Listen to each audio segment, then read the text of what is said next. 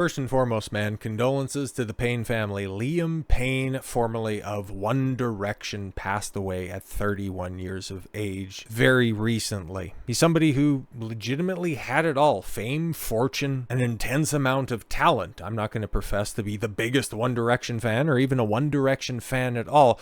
I just seen the situation play out over a few days. Some stories ended up coming out and just going, geez, man, we've seen this stuff play out before, man. Somebody who legitimately had it all. Somebody who had it all, but just couldn't wrap his head around the fact that he had it all. This is a perfect example that money, talent, fame, the world telling you that you are the best thing since sliced bread, cannot overcome a beta mindset. No offense to him or his family, okay? I just simply want to use this as a learning opportunity because I don't want to see somebody else get all pilled up just because of a girl. Throw it all away because of some disposable bottle blonde. I don't want to see that ever happen to somebody this talented ever again. Liam Payne's toxicology results indicate multiple drugs in his body at time of death. Yep. Toxicology tests indicate Liam Payne had multiple drugs in his system at the time of his death last week, including pink cocaine, which, okay, I wanted these kids. I don't know what they're doing these days. Okay, as well as cocaine, benzodiazepine, and crack. Okay, citing sources. Pink cocaine is a recreational drug that includes ketamine, methamphetamine, MDMA, opioids, and a new psychoactive substance, according to the National Institutes for Health. Didn't they just used to call those speedballs back in the cut? Okay. Partial autopsy report last week determined that the former One Direction singer died of multiple trauma and internal and external hemorrhage as a result of the fall from the balcony of his third floor hotel room in Palermo, a neighborhood of Buenos Aires, where he was staying, a local public prosecutor's office revealed.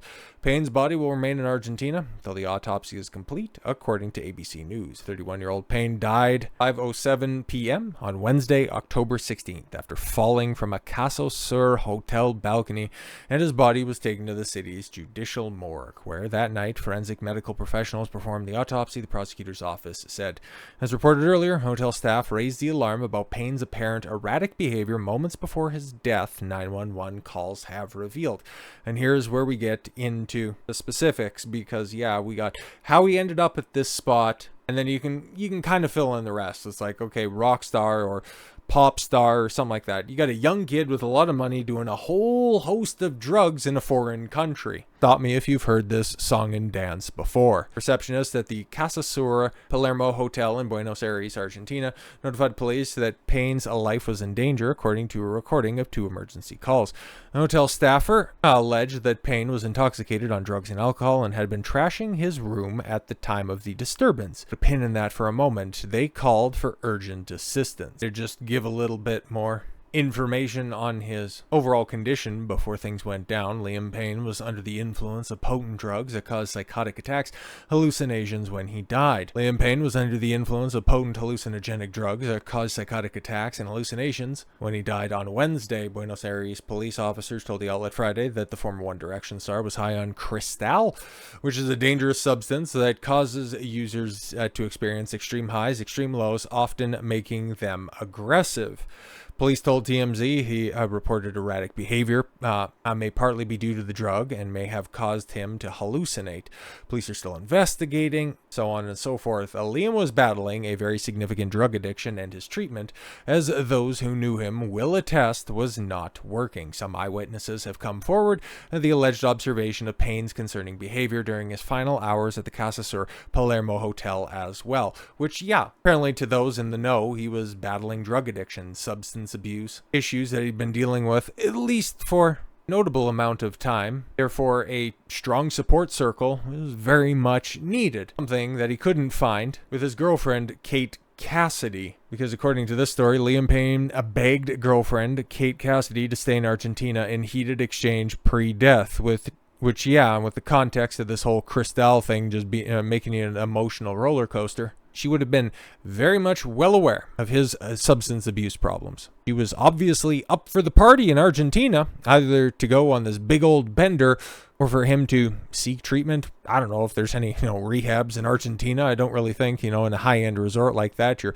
likely to find a clean establishment. So you're dealing with a chick who's either a gold digger or a facilitator. Him being on drugs, it'll go ahead and fluctuate his mood. She takes it upon herself not to help him with his situation, recognizing him putting himself in a precarious spot. She decides and up and leaves him at his moment of need. Stop me if you've heard this before.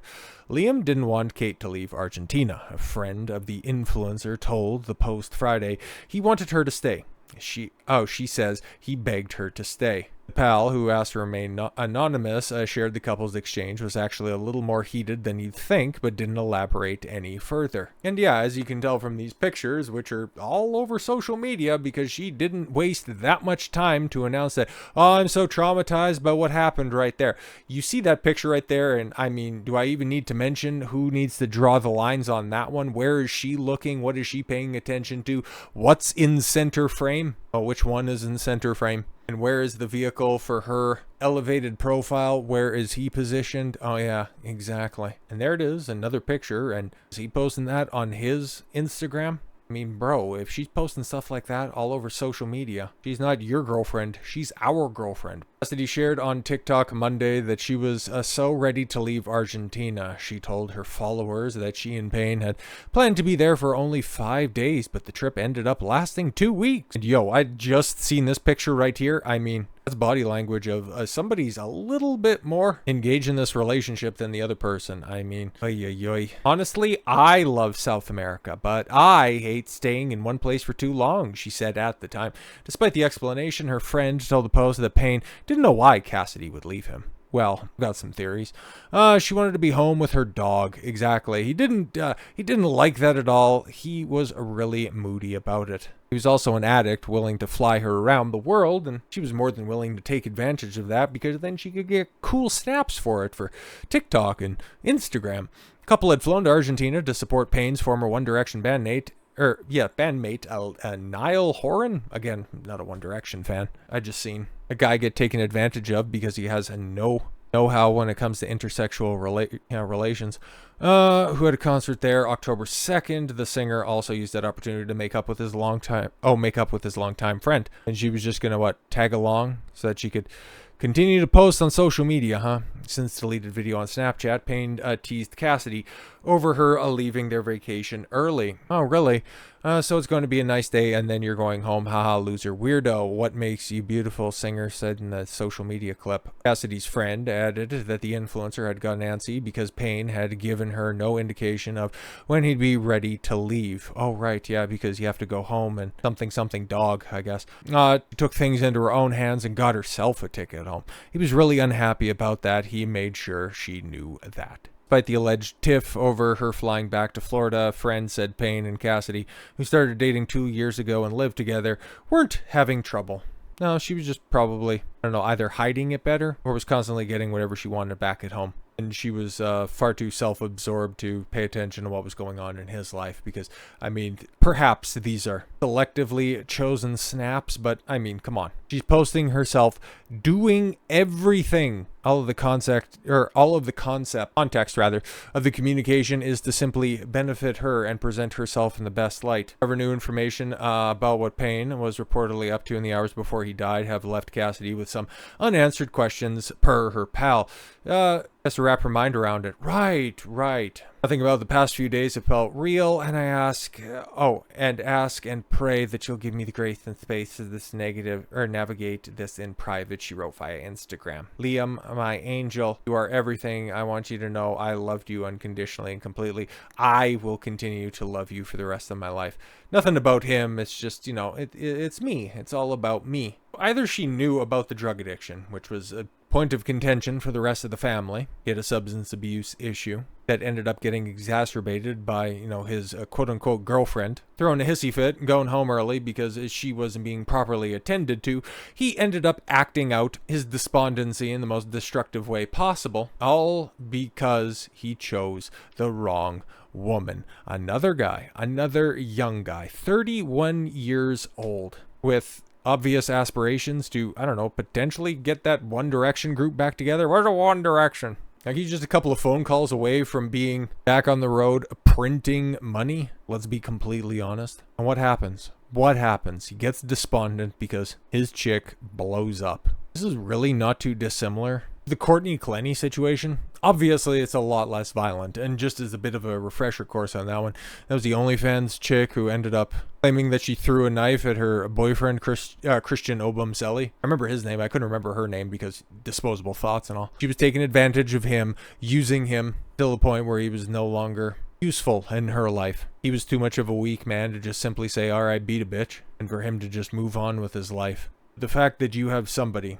with so much of a bright future begging some chick to stay in a 5-star resort in a South American luxury getaway, for him to take that so negatively, a point where it cost him his life, just shows you that money, fame, worldwide recognition and adulation does not cure beta. You have to fix what's between your ears before it eventually takes you out. You have to kill the beta before it kills you. Always hurts to see shit like this, and it's unfortunate that it's going to continue to happen because the way that society pedestalizes women as sugar and spice and everything nice, that a man cannot be complete until they have a woman, will lead to these downfalls in perpetuity. And that's why I will continue to point this stuff out, use these unfortunate situations, not that I'm looking forward to them, but just simply using them as learning experiences, because I want what's best for men out there, and I'll do the work that society